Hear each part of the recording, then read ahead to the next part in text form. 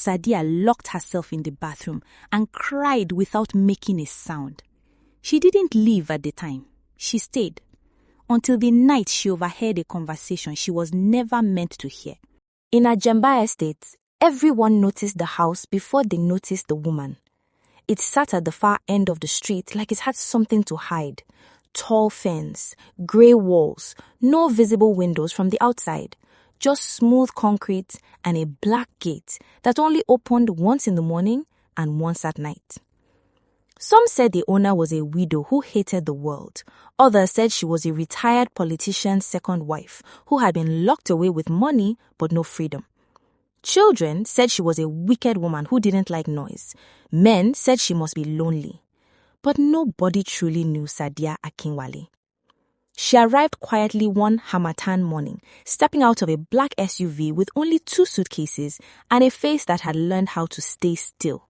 No smiles, no greetings, no curiosity.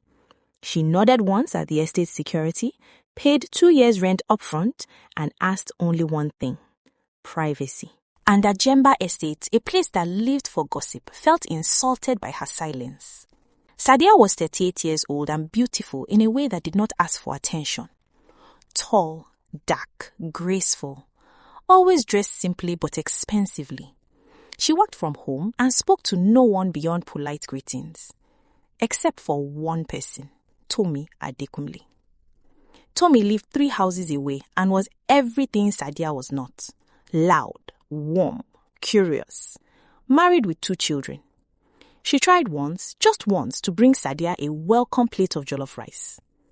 Sadia accepted it with a nod, never returned the plate, never said thank you. Tommy told her husband that night, that woman is carrying something heavy.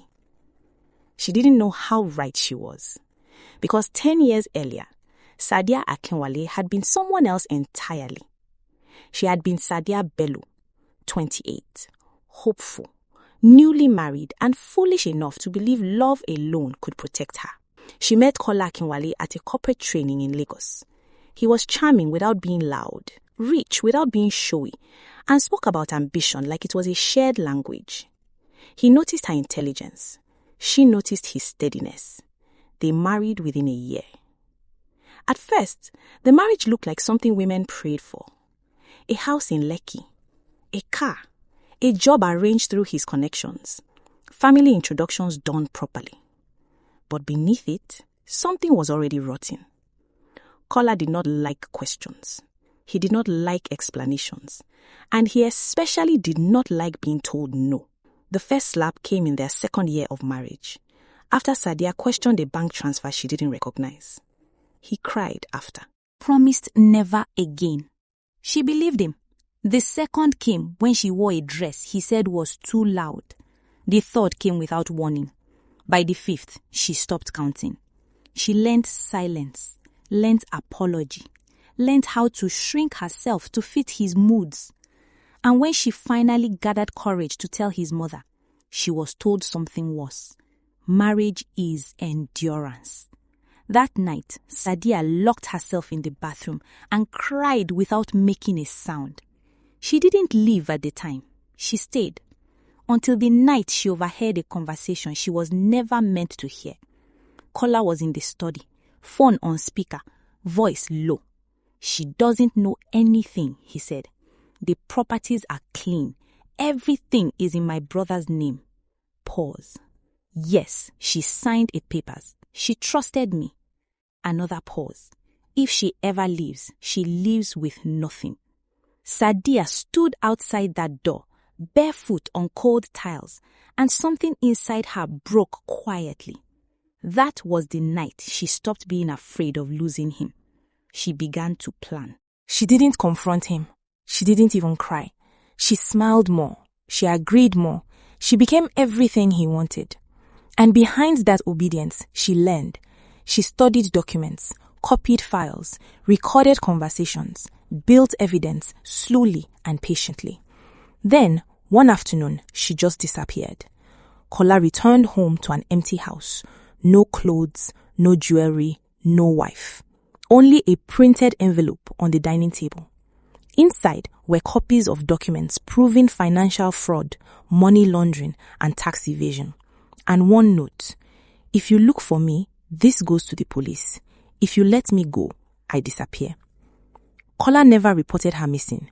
He simply erased her, and Sadia disappeared for 10 years, until Ajemba Estate, until the house with no windows, and until the man who would recognize her face on a random Thursday afternoon and realize she was not as gone as she thought.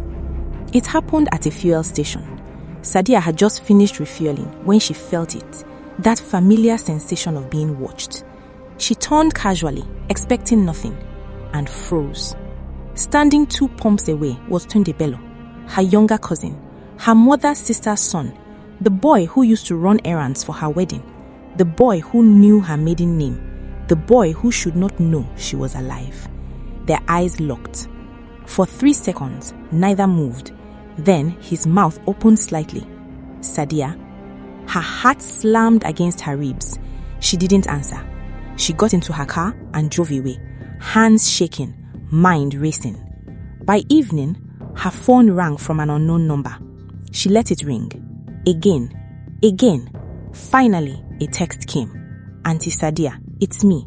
I won't tell anyone, please. That night, she didn't sleep.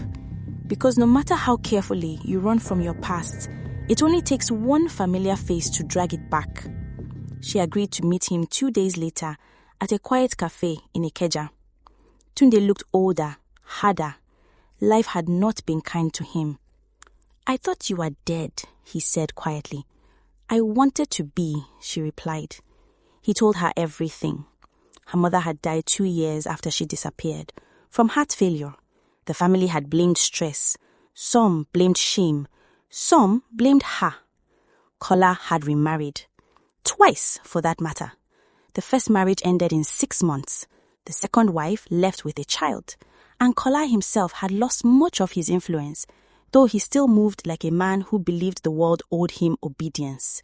Tunde leaned forward. He's been asking about you. Sadia's chest tightened. He thinks you'll resurface Sunday. He said you know too much to stay gone forever. She stared into her coffee.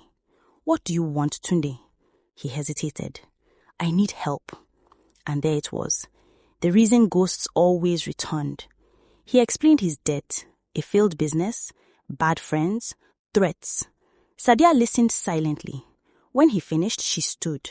I can help you once, she said, but after this, you forget me.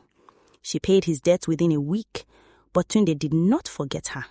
And neither did Kola, because 2 weeks later, Tommy came running to Sadia's gate one morning, breathless. There's a man asking about you, she said. Tall, fine, dangerous looking. Sadia didn't ask who. She already knew. Kola stood outside her gate like he owned the street. When she stepped out, his smile was slow and familiar. So, you're alive, he said. She looked at him calmly. You always knew. He laughed. Come back home. She didn't respond. You owe me, he continued. You stole from me. I took what was mine, she said evenly. His smile vanished. You think you can hide forever? I think you should leave. He leaned closer. You ruined my life. No, she replied. I escaped it. And with that, she turned and went back inside. But Kola was not a man who accepted loss. And this time, he had nothing left to lose. Kola began quietly. Anonymous letters, threatening messages, strangers following her car. Sadia documented everything. She did not panic because she had prepared for this moment long before it arrived. What Kola didn't know was that Sadia had rebuilt herself carefully. She now owned 3 businesses under different names. She had legal representation. She had copies of everything, including evidence that tied Kola to crimes that could bury him. And when he tried to blackmail her, she made her move. She invited him to a meeting. Public place, lawyers present. He came confident, left shaking. Because Sadia didn't threaten him, she exposed him. Within a month, investigations reopened, accounts were frozen, past deals resurfaced. Kola was arrested quietly. No drama, no headlines, just consequences. On the day she heard he was sentenced, Sadia did something she hadn't done in 10 years. She opened her windows. Ajemba Estate noticed. The woman in the house with no windows stepped outside and smiled at the sun. Tommy hugged her tightly. "You're free," she whispered. Sadia nodded. Not free because she won, but free because she survived. And in Ajemba Estate, people learned something important. That silence does not always mean weakness. That disappearance is sometimes preparation. And that some women don't come back to beg. They come back to finish. But Kola Akinwale didn't accept defeat easily. At least, not yet.